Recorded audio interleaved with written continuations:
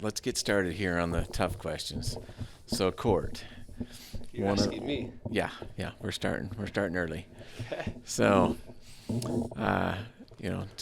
Court and I had a little deal. So he went on a fat bike ride with me, and I said I'd come do the podcast. Court, how many times did you crash on the fat bike ride? Let's jump in. Welcome to Elevate Utah. My name is Court Brady. We are missing my beautiful co-host, the Latino man in the flesh, Carlos Souza. He's going to kill me because Brazil is not actually Latin America. According to Brazilians, it's Brazil. We're missing him. This is Utah's #1 growth podcast where we talk to the movers and shakers in Utah. And we have Brian Fruit on the podcast today. Stoked to have you, Brian. It'll be fun. It'll be great.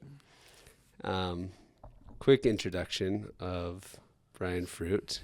You are an entrepreneur extraordinaire, the founder of Lizard Skins, which a lot of people listening to the podcast will know who that is, what company that is. And you're also a real estate mogul, almost all commercial. Substantially commercial. We're gonna get into that.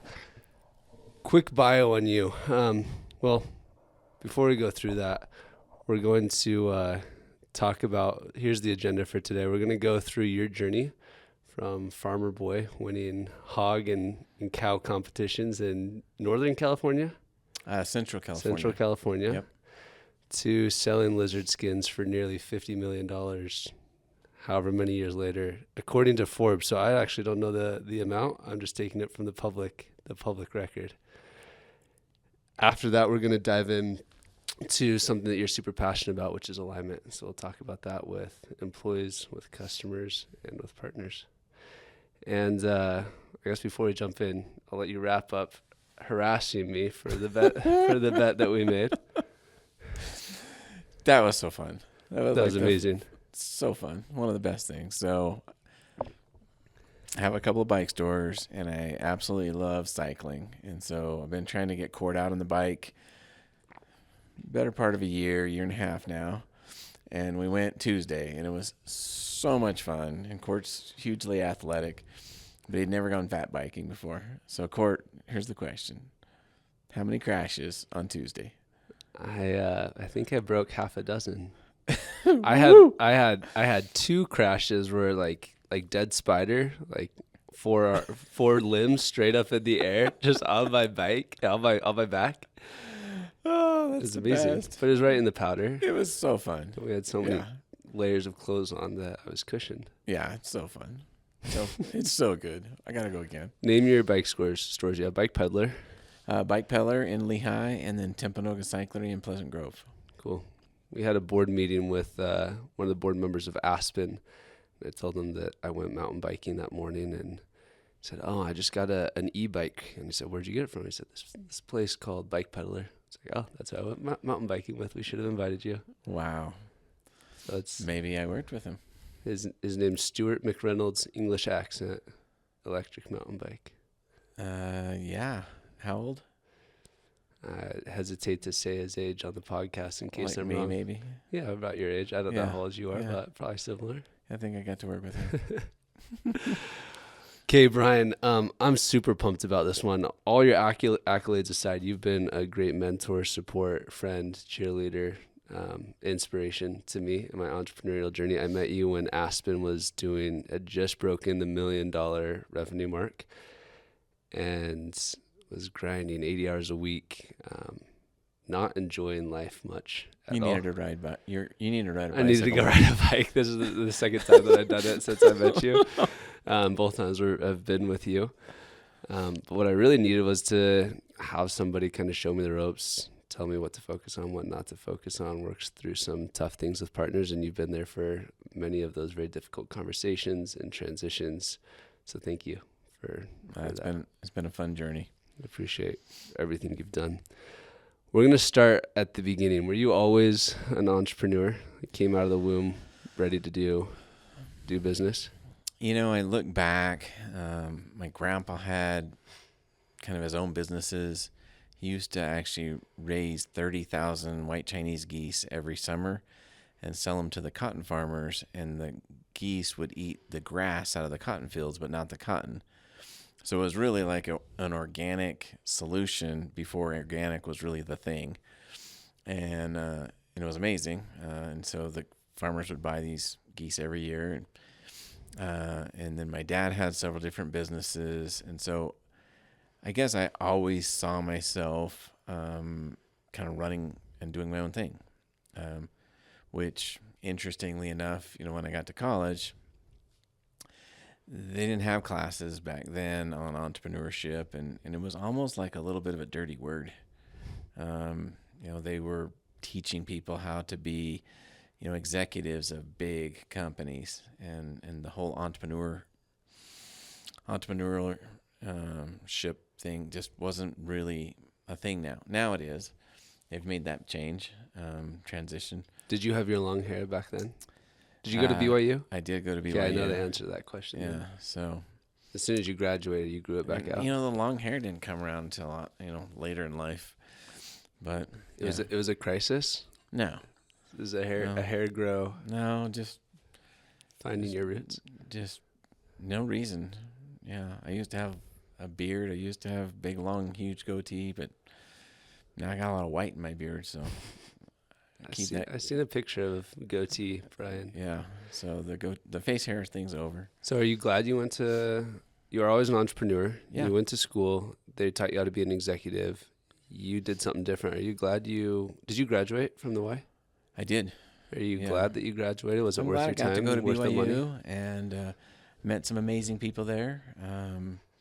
One of those guys that I studied with, he and I had to get a tutor to get through a couple of classes, and he just got a call to be a mission leader, he and his wife, in San Antonio, Texas. So, do I know this person? So excited for him. His name is Jim Bramwell. So just been an amazing, figure in my life ever since college. I thought you were going to say Clark and Angela Jensen, which No. I wouldn't be surprised if they got that call too. So, but super excited for him. So, I think I fought through a few classes. I probably got a little bit lower grade because of some of my entrepreneur, viewpoints, and so but in the end, I'm super glad that I went and got the basis that I did, learned how to learn, made some great friends, made great contacts, and ultimately made the connection with the guy that I partnered with on lizard skins for the first 8.5 years, and he and I built it from zero. That first month was really small. I have a couple questions before we get into skins. Yeah. People listening to this that are your same disposition, very entrepreneurial, thinking about going to college, would you recommend, now that things have changed in the last 20 years, would you recommend they go to college or pursue a different path? I still think the basis is pretty awesome because, in college there's a lot of things that you need that, if you skip that, you may not get. And so I learned a lot of, I got a basis in accounting, and I even took a machine shop class. My dad's like, oh, that'd be kind of cool. I'm sure they have some neat stuff there. It turned out to be amazing because I bought a lot of molds and had a lot of tooling done when I was running my business. And I was the most knowledgeable guy in our business on tooling from one class. So, yeah, it turned out to be really good. Then we ended up working with customers all over the world and having, some of those humanities classes and some of those history classes was helpful. And I think it's also important to kind of, have that social opportunity and experience. And when you're becoming an entrepreneur, would you index on focus and niche in your capabilities, or would you go broad? You just expressed a lot of gratitude for your past self of taking these different classes that were seemingly unrelated. Yeah, I mean, some of those classes that I guess would have fallen into an elective bucket of credits, probably could have been maybe the most helpful for me in the end, and could have had a big impact. But I think it's all of it. I didn't get in a big hurry. I took a horse riding class. It was really fun. you know, I did like a outdoor recreation class. That was fun. I didn't like the paintball. I didn't like getting hit with the balls, but the rest of it was really fun. I'm bummed we Um, never went paintballing together. yeah, I don't know if I would Except you go. probably would have beat me just like you So, beat me in go-kart racing.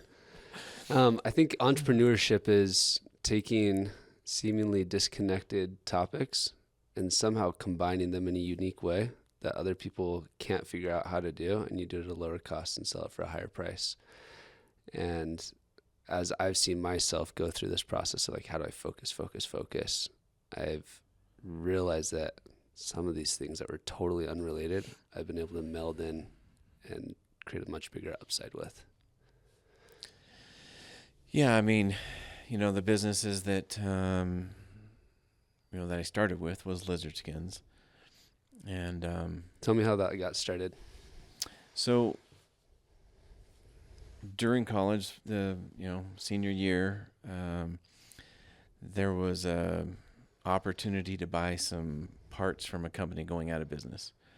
The bicycle brand was called Reflex, and they had been acquired by a company called Look that were well known for pedals. And a friend of mine brought a little postcard home. He worked at Sundance. And so I went up to this factory and bought some parts.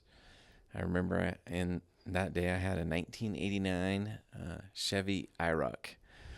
So it wasn't a pickup, wasn't a van. So I'm stuffing all these parts in the back of the IROC that I bought that day, probably out of a whim.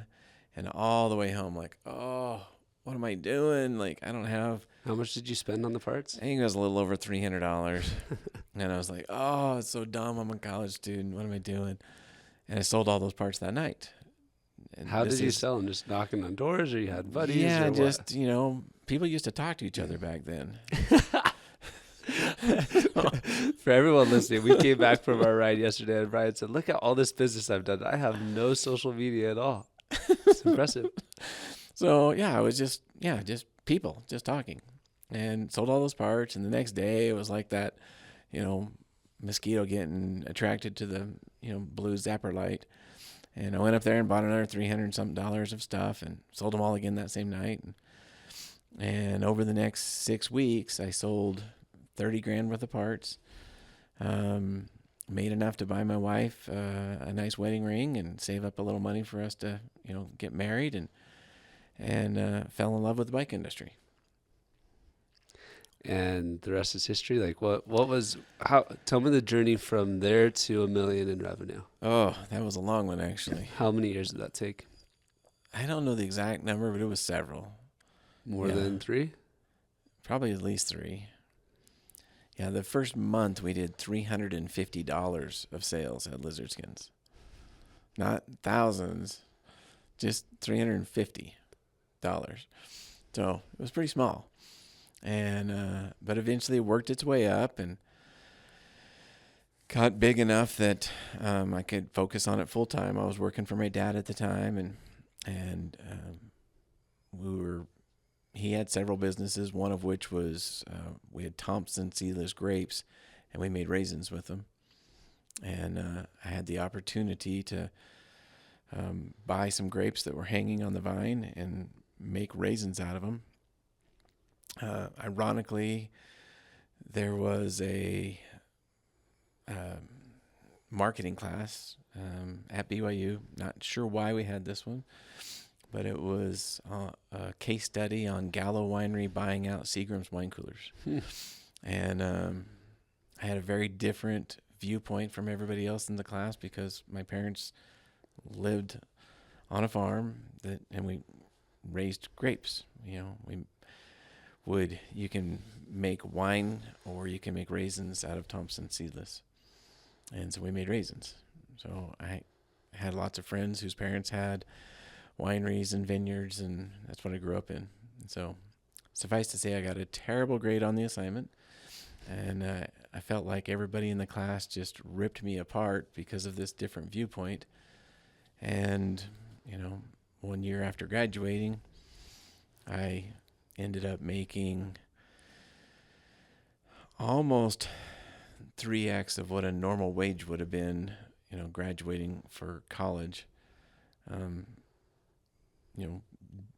buying grapes and making raisins on them, and initiating the exact same philosophy that everybody in class said I didn't know what I was talking about. Do you think that, not just in that instance, but in a bunch of other instances, do you think your strategy was better or right or wrong, or do you think you made it the right strategy through who you are and your execution?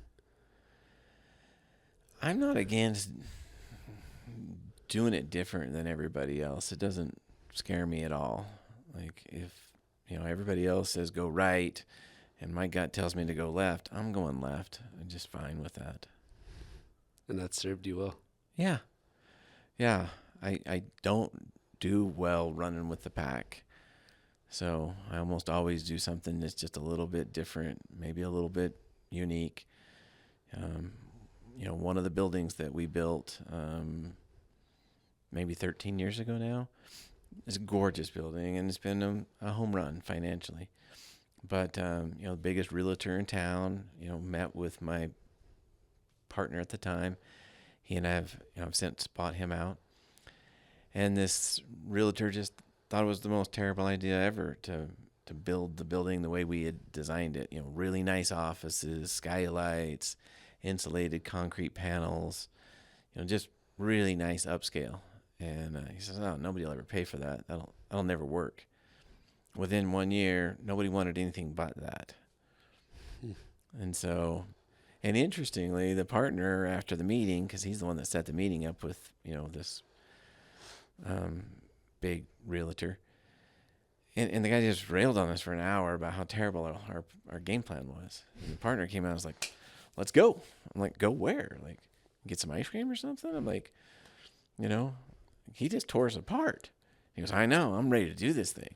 I'm like, he just told us for an hour it was a terrible idea. I know. He's got me all excited about it. Let's go. So I'm like, all right, let's do it.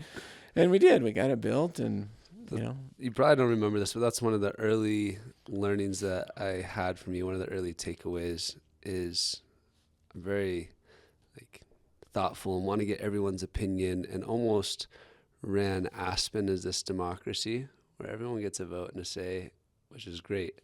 And then I would almost average out the votes and say, hey, we're going to go in this direction. This is what everyone's voice is saying, even though if it's different than my gut. And you gave me a lot of confidence to trust my gut on key hires, revenue streams, where we should go, where we shouldn't go. I made some mistakes for sure, but no one else can make those decisions except for you. No one's going to make them better than you. And outsourcing key decision making, I think, is extremely detrimental and very easy to do when you have all these decisions to make and you're nervous that you're going to make the wrong one as an entrepreneur. Yeah, but I mean, a lot of times you don't know it's the wrong one until you've made it, and then the key is to pivot, adjust. Tell me about the early days in Lizard Skin. So that 0 to $1 million, you probably, with doing the low revenue that you were doing in the very early days, there are probably other opportunities. There was like, why are we still doing this?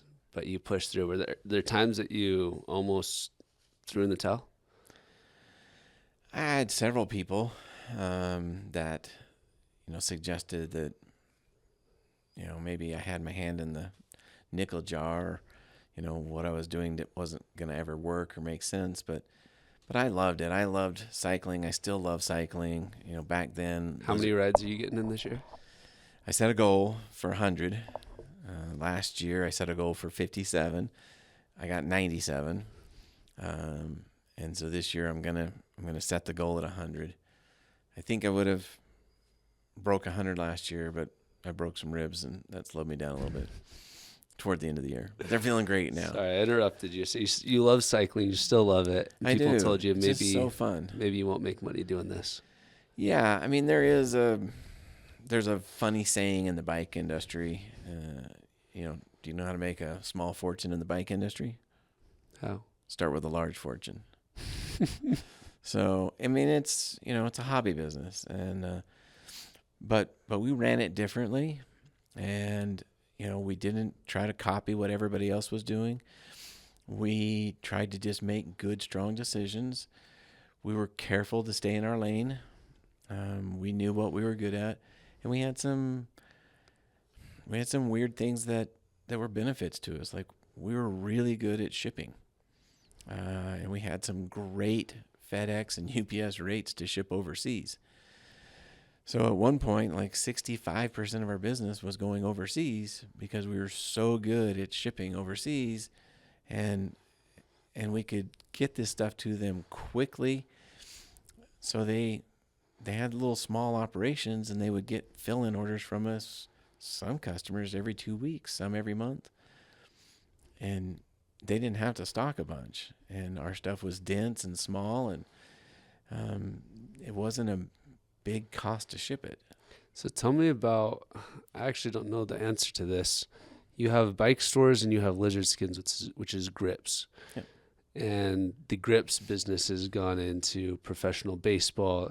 Your office is unreal. If anyone has ever, I wish we could post a picture of all the bats that you have and the jerseys and all of those things, but you've also gotten into, so you stayed in biking. You guys have had a Lizard Skins team in the Tour de France.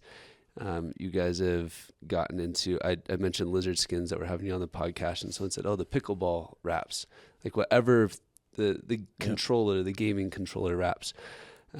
Tell me how that kind of started of like, are we a bike business or are we a grip business, and when did both emerge? Yeah, so we started off strictly as a cycling business, and we tried to actually get into making some parts for motorcycles, and that didn't really go very well. We eventually came out with this new product called DSP, Durasoft Polymer, and it was used for road bikes, and it was the tape that you would wrap around the handlebars on a road bike. Gives you a nice comfort and grip. And so we took a huge gamble, bet the farm, and bought a container of this product after, going through a lot of R&D and sampling. We were really happy with the product. Bought a container, maybe 3 weeks in, the general manager at Lizard Skins said, hey, we need to get another order coming. I'm like, we haven't sold any of this yet. Like, it hasn't even arrived. He's like, yeah, but when it does show up and it starts to sell through, we're going to need to, have more inventory. I'm like, oh. So anyway, we did it. We placed that second order. So 2 containers. It was 0 of it sold. Everything's leveraged at this point to make it happen. Paid more for those 2 containers than I did my house.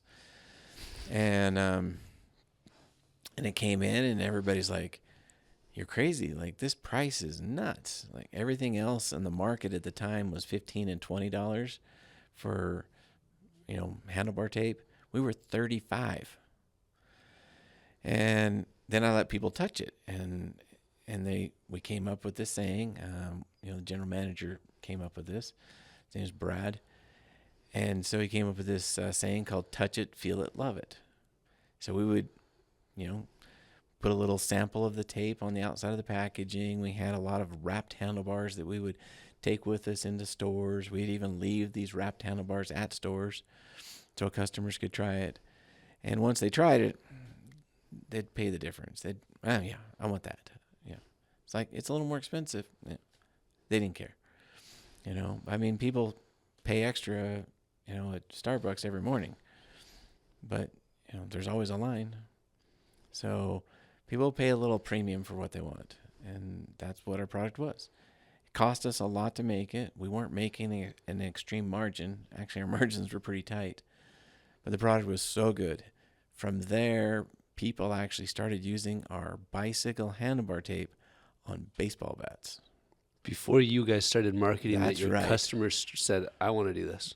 People started buying our bicycle tape and putting it on baseball bats. And then I had a good friend and this general manager who was amazing. He's still running Lizard Skins today. They both were on both sides of me saying, you need to do this for baseball. You need to do this for baseball. And that's where it started. And we went ahead and made samples for baseball, submitted it, went to a show, won best of show. And we're thinking, all right, here comes the sales. And nothing happened, but the people we had talked to, showed it to, given samples to, they reordered. So I decided we just need to get this stuff in people's hands, just like we had the same problem in cycling. Got to get in their hands. So we hired a couple guys, a couple friends of mine, they're boys that like to play baseball, and they started calling dealers. We went to like the Rawlings website or the Easton website or Louisville Slugger, Wilson, and it would have all the dealers' names there. So we just created our own list from their website. We started calling dealers. We're like, hey, this is Brian with Lizard Skins, and I don't know you guys. I'm like, well, we're just breaking into baseball, but we've been in cycling for 15 years, and I'd like to send you a couple samples. And they're not wanting to listen. And like, so what thickness would you like, and what color would you like? Now they're like, whoa, this guy's getting specific. And I'm like, here's the deal. I'm going to send you out 2 rolls. I want you to put one on a bat, take it in the cage, swing it, and then I'm going to call you back, see what you think. Well, yeah, send me a red one and a black one. I'm like, well, we'll make 2 thicknesses. What do you? Man, let's do one of each. So I'd call him back in 10 days. You put that on a bat and swing it? No, it's been busy. I'm like, okay, call me back tomorrow. Just call him back tomorrow. I'm like, oh, this stuff is amazing. I'm like, all right, yeah. How much does it cost? I'm like, well, it's $5, $6, whatever it is. I'm like, if you buy 10 rolls, I'll give you free shipping and send it out. Give me a credit card and let's go. And they would. I mean, it's $50. Why not? They double their money because they're going to sell it for twice that. And we got 1,000 plus dealers, right, by doing that. And I don't think there would be a business model that would say getting a $50 order makes sense and it works, but it got our foot in the door. Yeah. And then the next year, they're buying more, and pretty soon they're buying a $500 order or a $1,000 order every month. And those dealers, they loved our product. And so when customers would come in, they're like, hey, what's new? Lizard Skins. Have you seen this? And boom, so now we got 1,000 stores that are advocates for our product all over the United States. And these stores are impactful because they're getting kids out on the field. They're helping parents, what the gear needs. And it was great. You have used the phrase Forrest Gump moments to me a couple times. Have you explained this non-linear growth of a business? Yeah. Could you share maybe one or two, one on the handlebar side and one on the baseball side? Oh, wow. I know exactly which ones. These are just these unplanned, amazing things that happen. But maybe out of a weird deal. And so we had a team, Victories, that was using our cycling tape. They had a rider by the name of Johnny Hugerlin. In the Tour de France? In the Tour de France, yeah. That's most of July I spend watching the Tour de France, so I don't get much done. They're just biking, right? They're just turning their pedals? Oh, it's so much better. It's so much better. The strategies, how they work together as teams. I mean, if the support car is not in the right place at the right time, the guy could lose the race. And there's so much that comes together. For somebody to win, it's seconds. It's so amazing. Like, these are just great athletes. It's like a big family when they're out on the road too, So it's, anyway, one of my favorite things in the world to watch. So, So Johnny Hugerlin is on this Victories team, and he's from the Netherlands, and he's like, I'm gonna jump out in front in these early stages, and I'm gonna get the lead in the polka dot jersey competition. So he's got this polka dot jersey on, and he's doing the breakaways, and it's flat because it's the beginning of the race, and he's not necessarily known as a big climber. And the polka dot jersey is like the big mountains for getting to the stage to the top first. But he had this polka dot jersey, which is really a cool accolade to have. So every day, there's a winner of the yellow jersey, white jersey, polka dot jersey, and green jersey. So he's had the polka dot jersey. Unfortunately, in this breakaway, There's a press car filming him. Press car doesn't see this ginormous, century old, maybe several centuries old tree that's huge, and the road curves around the tree until the last second. And so the driver goes boom and then boom back. Anyway, that quick little twist of the steering wheel hit Johnny and another guy, knocks them off the road. They hit a barbed wire fence. Johnny hits it so hard he pulls like 3 posts out of the ground. This barbed wire fence. So they get him back on their bike because this is cycling in the Tour de France. Like, they're tough guys. And they give him a push and off he goes. I mean, his jersey's cut up, his shorts are cut up, his behind is, exposed because of the shorts being cut. And he's riding. And he gets across the finish line. Several hours later, he, got bandaged along the way by the medical car. And the other guy, they interviewed him, and he was very mad, very critical. Somebody's got to pay. His team was mad. It was rough. Johnny, on the other hand, when they talked to him, I don't know if somebody in his ear with, the earbud or what, but he's like, yeah, I'm super sad. This is super unfortunate. This is really going to negatively impact my ability to do well in the Tour, but it was an accident. It could have been worse. Let's move on. Everybody fell in love with him. The Brian Fruit response. Everyone fell in love with this guy. And he was like a rock star for the rest of the year. Like, let alone that race.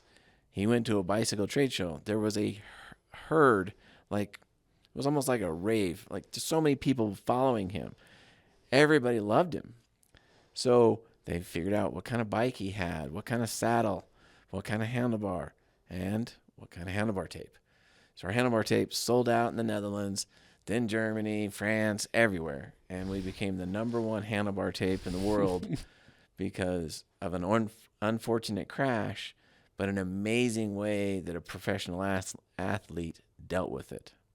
Did you give him any royalties? Have you met this guy? Yeah, I met him and think the world of him. Like, I've shared how he dealt with that with thousands of high school NICA racers that have come through lizard skins for tours. And I mean, bad things are going to happen to us in this world, but we get to choose how we deal with it. Thanks for sharing that. Okay. Are there any Forrest Gump moments on the baseball side? Oh, there's an amazing one with a local guy. His name is John Buck. Love this guy to death. He was a big supporter of lizard skins. I won't get into all that, but he loved us and we loved him. And one year, off season, he decided to get in the best shape of his life, and so focused.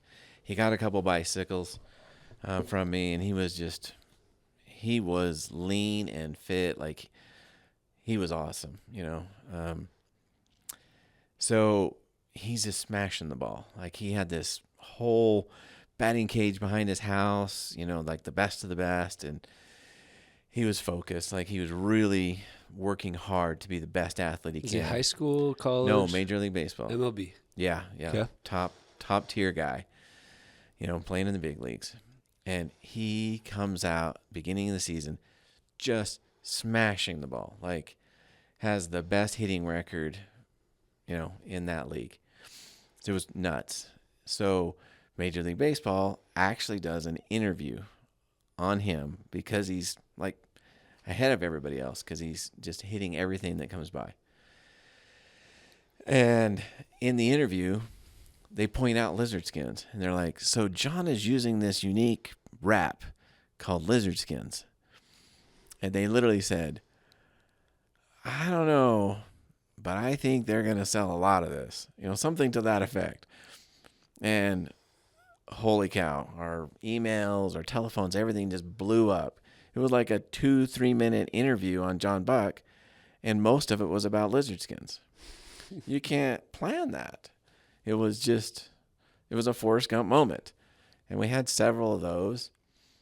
Um, a very short one. Big Poppy steps up to the plate. We had sent him some neon green bat grip because that's what he loved, the flashy, fun colors.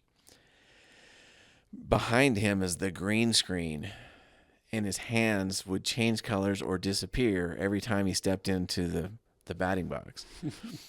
They'd never experienced this green tape on a bat before, so they never had an issue. Did you plan this? You knew this No, we had no idea. So everybody's like, I want that tape that changes colors or makes your hands disappear.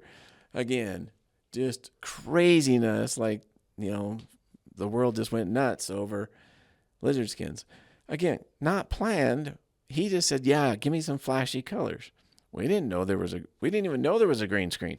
We didn't know about that. Boom. So just little things that just happen. But I think, we tried as humans and as a business to be good to other people and help them. We had some competitors that made a really cool bicycle grip. And when UPCs came out, they didn't know how those worked. We helped them.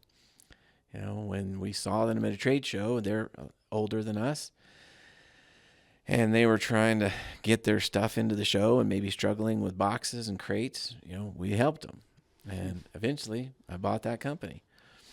And I ride those grips today. I love them. So it's a brand called Owry, and we never intentionally helped them or were kind to them thinking we were going to be able to buy their company. But ultimately, because we were kind and helpful when they reached out, they gave us an opportunity to buy. Now, it was a bid, and our bid happened to be the highest, and that's why we won. But we got to make a bid.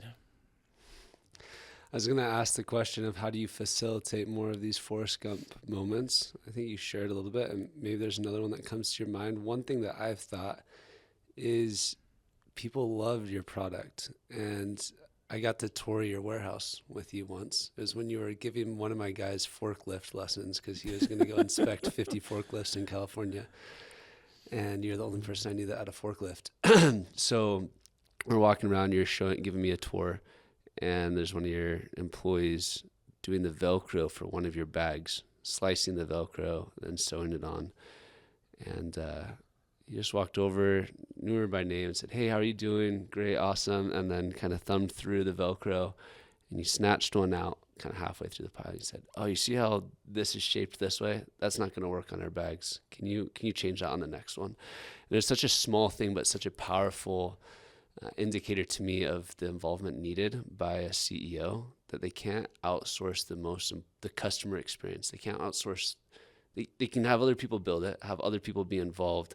But one of the mistakes I made too early in the company was stepping away and being hands off, which is necessary to grow. But there's certain things that you can't fully just say, "Hey, I'm not going to be involved in that."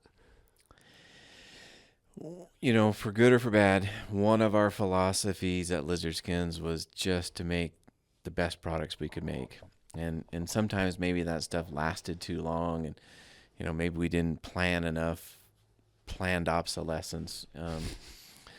So, I have people that are like, "Oh yeah, I've got Lizard Skins." And they show me, it's like, that thing's 20 years old, some of the products. And I'm like, whoa, didn't anticipate that lasting that long.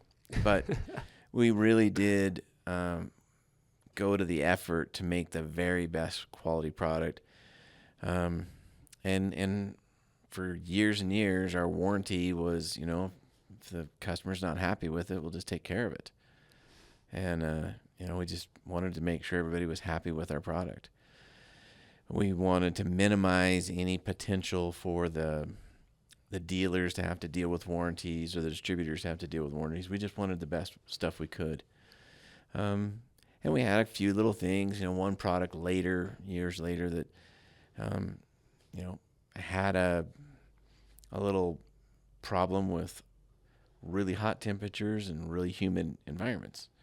And so it caused the product to age, much faster than it should. We figured it out and, managed it and took care of it. But we just tried to make the best products we could, maybe not the most complicated products, but what we did make, we tried to make really high quality.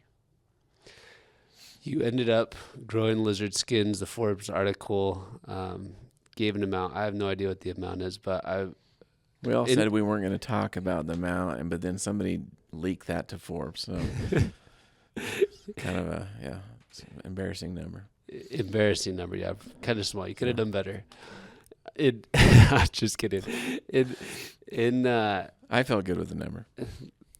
It's inspiring, as I said earlier on the podcast. What an amazing thing that you've done and you've accomplished, and how long you stuck with it to turn it into what you turned it into. You did a lot of good for a lot of people.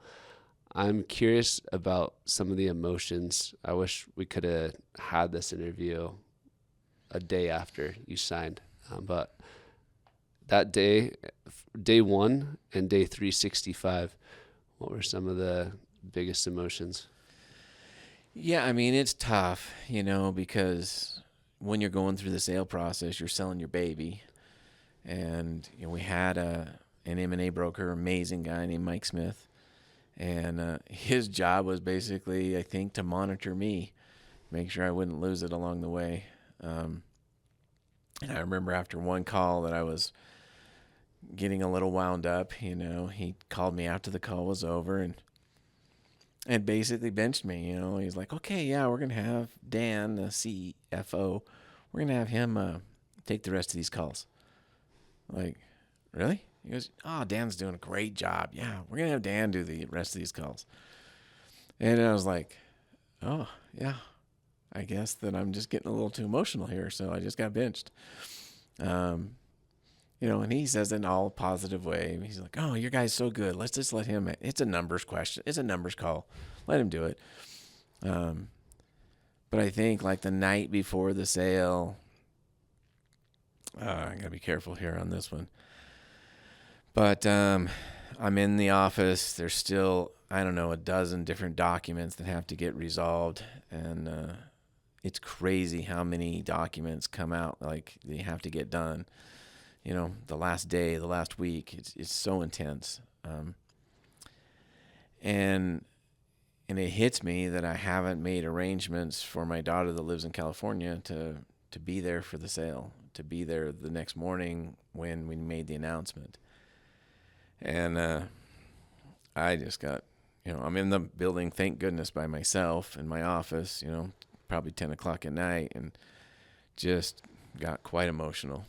And just thinking that I was so busy, trying to do everything for everybody to get this thing done that, I didn't make arrangements for my married daughter to be there. And that's probably the,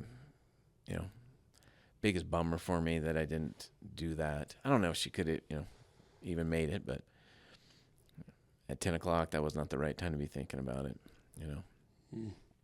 So, but I mean, the key thing that happens in a sale is, once they buy it, it's theirs. Like you can negotiate and talk and, have an idea of what this is going to look like, after the sale. But you got to realize that, once you hand over the keys to the new owner, it's theirs to make the decisions and to run the way they want.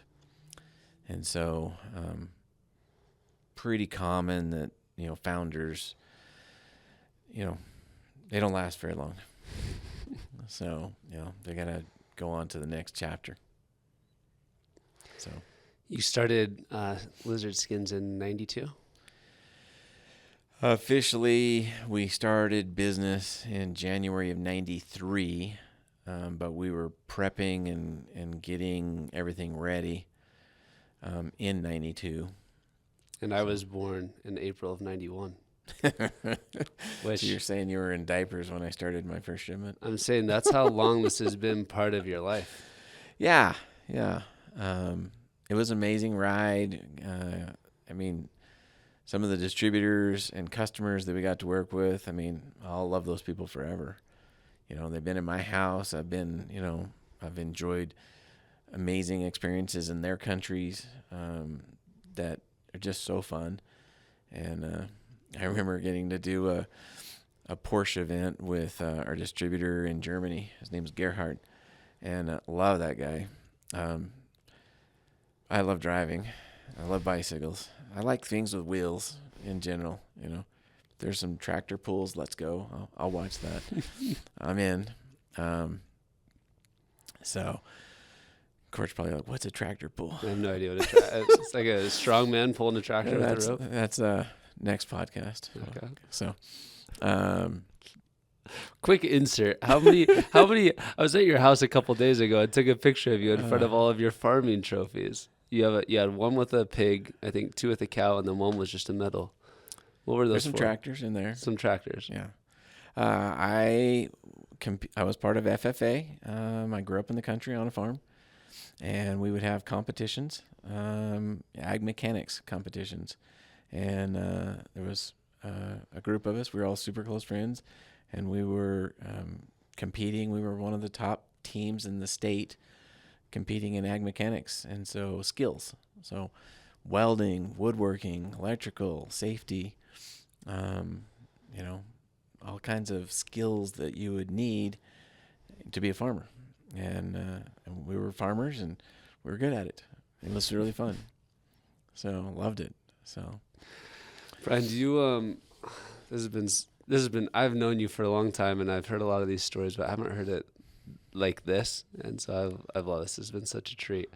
Can we talk a little bit about alignment? I messaged you and said, hey, we're going to focus the first part on your entrepreneurial journey. The second part, I want to go deep on a topic. And you said two things that I'm really passionate about is finding the positive in any situation and alignment. And alignment, I've heard you talk about so much. So I wanted to dial in there, double click on that. Why alignment? yeah, I mean, if you're not aligned, then it just doesn't work. So don't know how you can get the business to move forward in any way, shape, or form. In 2018, we were doing fine. We were doing good. Lots of money in the bank, but everything I'd made, I'd put back in, for decades. Whatever, 1993 to 2018 is a lot of years.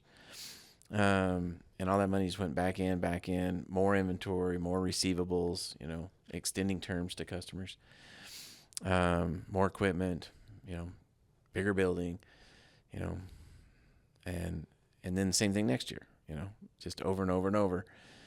So you don't really get to take any money out. But in 2018, I sold a small minority percentage of the company to this amazing family. They used to own the Brooklyn Dodgers, brought it out to LA, became the LA Dodgers, sold that in the 80s. Now they own the Padres. And I loved my opportunity getting to work with them. They helped me double the value of the company in 3 years. And helped me have an exit and a sales process that I don't think I could have managed on my own. But I watched them, and one of the things they were really focused on was alignment.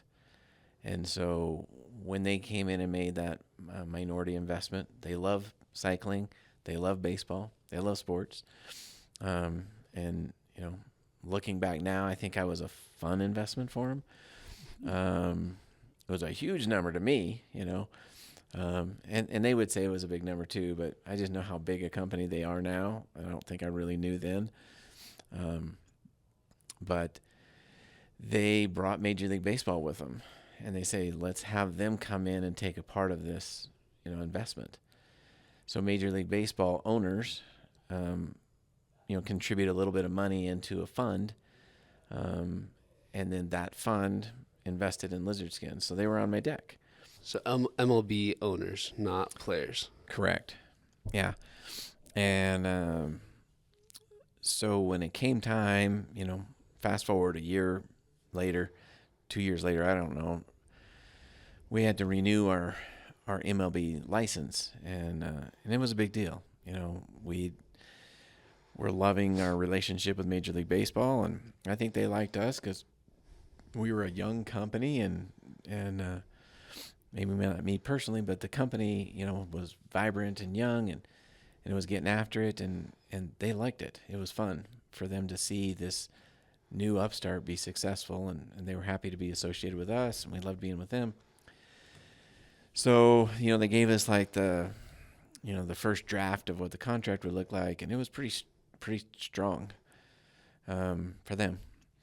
And so then I talked with our partners, and they said, let us get back to you. And so they went and talked with the guy that represents the MLB owners, and then we came back and got the fine points done on the contract, and they didn't change anything. It was still a huge, it was a moneymaker for MLB, and the percentages and everything didn't change, but the terms became a little more malleable, a little bit more livable for us. Didn't shortchange any Major League Baseball at all, but in a case of a downturn, it didn't bankrupt us. And it was awesome. And so we ended up with an amazing contract renewal. And I was like, whoa, look at how that went. It was alignment. You end up with, 2 distributors in the same country of Europe signed to sell the product. It works great for a minute, and then, they're fighting with each other, and nobody's aligned anymore. It doesn't work.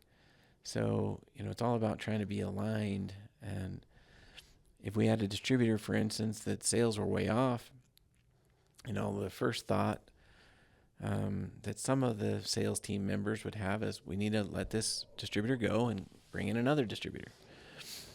And my thought was well, what are we doing to support them? Walk me through the steps. Why are they not being successful? And I almost had to kind of have my sales guy prove that we were the ones that hadn't failed, and that this guy was actually failing, or this company. And I don't know what percentage, but a high percentage of the time, we were able to turn it around.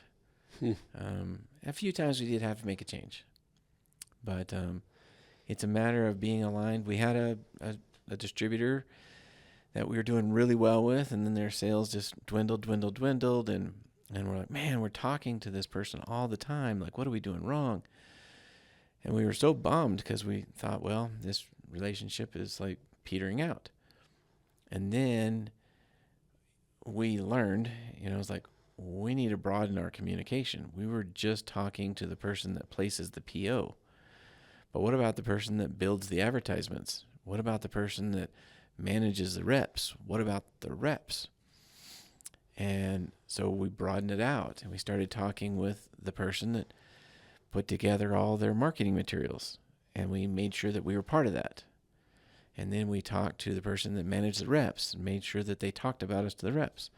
Then we started sending samples out to the reps. Well, we grew the sales like tenfold from a distributor we had a long relationship with. It was really high, and then it was really low. And literally within a season, we were able to get one of these reps that was an advocate for us. And he was talking to all the other reps because he was kind of like the lead rep. Everybody looked up to him. He had the highest sales. And boom, we 10x those sales in the next season. And they became this amazing partner for us again. I've heard you talk about alignment. We've been in the entrepreneurs organization together, and I've heard you talk about it on real estate deals, on business deals, working with customers, working with employees. What do people most often get wrong that causes misalignment?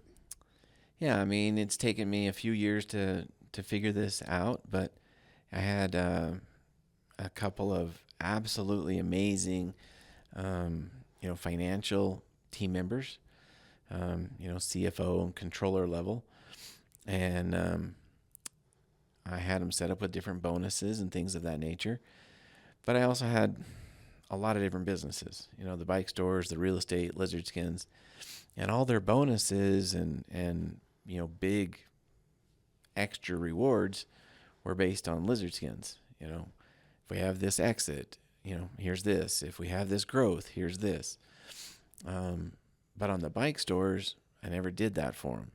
And on the real estate, I never did that for them. So guess what they focused on? You know, they focused on lizard skins. And they did an amazing job. And they were amazing, super smart people. But, you know, my alignment that I created for them was lizard skins, lizard skins, lizard skins. You know, after the sale, I, focused a lot of time and energy on the real estate and the bike stores. And I found that there was a lot of, I'm going to call it leakage, where I could have done a little better job and I could have made a little bit more profit, in those other businesses had I aligned those key individuals with those businesses as well. Brian, one of the things that I find most admirable about you is your relationship with Annette. And you've told me multiple times, she's my most important partner. She's a person that signs off on everything. And I've been impressed there. You are not scared of work, and you put a lot of hours in, and I'm sure that has taken time away from family. I'm curious if you can talk to how you found alignment with Annette. Yeah, I mean, we knew we wanted to have kids when we got married, and Annette worked in the beginning, and she has a degree in English. It's been great because I struggle, with English, and I've gotten a lot better at writing, but it was hard. And once we started having kids, Annette actually still came with me to a lot of the trade shows, and we have photos with our oldest Bailey at trade shows, in a stroller, and people loved that, and we loved it.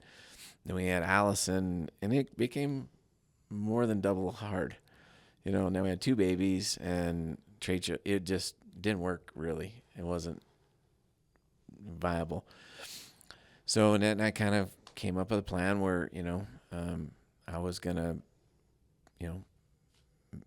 keep the job and work, and she'd kind of keep things under control and on the home front. And that, and I did work a lot, looking back now, I wish that I'm happy with what happened with our business, but I kind of wish that I maybe didn't put in quite as many hours as I did along the way. I don't know if things would have turned out the same or not, but man, I worked a lot. So, one experience that Annette and I had, and I think this kind of was a important cornerstone.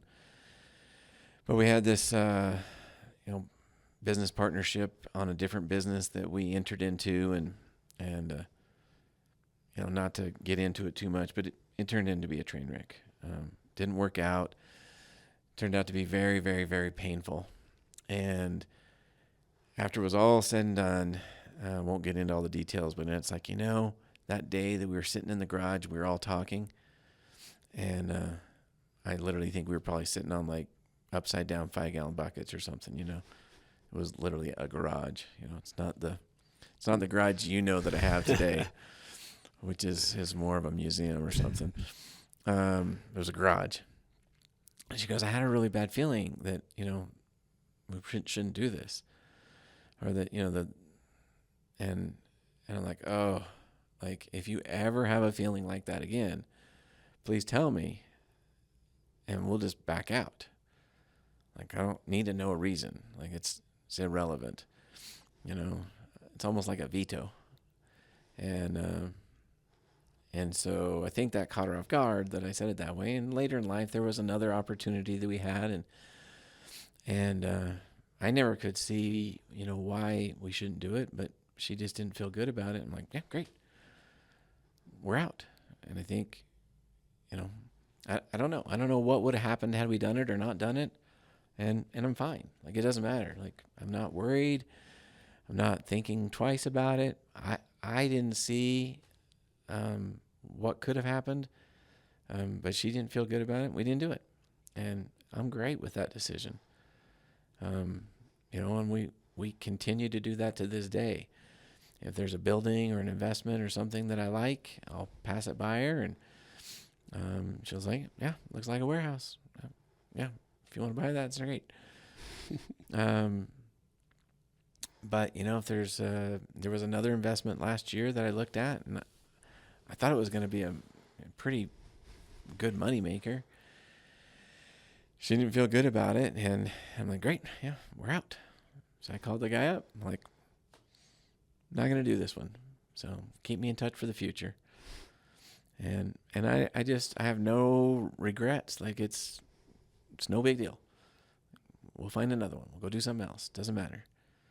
It doesn't come up much, but man, if she gets a premonition or a feeling that would prevent us from having, that train wreck experience that we had, I want to listen to that. I have one more question for you, Bri. This has been amazing. You are sitting across, instead of from me, from 25-year-old Brian. What do you tell him?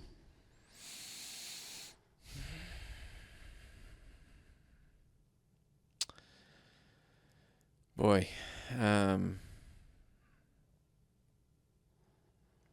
we were pretty frugal in the beginnings, because I didn't want to incur a lot of debt. I didn't want to.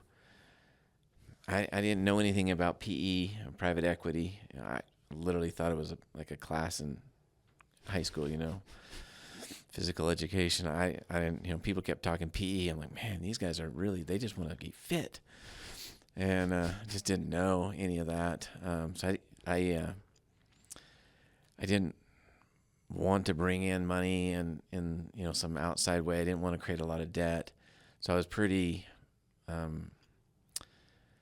conservative, We didn't have a lot of debt, and we just rolled it back in to try to make it work. A lot of taxes, that we paid and lived on a pretty tight amount. Looking at now the end, I probably could have lived a little more. We lived fine. I probably could have, splurged a touch more. And I wish that I probably would have worked just a touch less, I don't know, 5, 10, 20% less hours. I wished I could have figured out a way to work a few less hours. And then for whatever reason, I don't know if this happens with a lot of founders, owners, but a lot of the jobs that frankly nobody else wanted is the ones that I ended up with, and they weren't necessarily the ones that I loved. So I was signing all the checks and sending all the wires. But man, I did not love that. But it was important, and we never had any fraud. We never had any, issues. And we were sending money all over the world and receiving money from all over the world. And a lot of times things happen, and they didn't. We never had any, issues. But I ended up with a lot of tasks and jobs that, weren't my favorite. And so I ended up running the company, and it was a basket full of projects that I didn't really love. The things I did love, guess what? Other people loved as well. So calling the customers and getting work hand in hand with the customers was super easy to hire for that job. And I hired great people for it. Maybe they could even do it better than me. But I missed that. Like, I'm stuck sending wires and paying bills late at night while, my good friend is getting to talk to my buddy in the UK. Like, So, I would be more cautious to make sure that I didn't end up with a basket full of, work that wasn't my favorite. Bri, so appreciate you taking the time, and just so all the listeners know, you're in between passing a kidney stone right now. So we would have caught it live, which would have been really exciting. I'm really glad that we did not catch it live. Oh, yeah, I'd be down there on that ground. Hope it is all done. This has been amazing. Thank you, Brian. When's our next fat bike ride? We'll commit on here. Let's do. It's got to be in the snow, right? Yes. Okay. I'm in for next month. Okay. Let's go early. Okay. Super fun. Sounds good, brother. All right. Thank you. It's a wrap.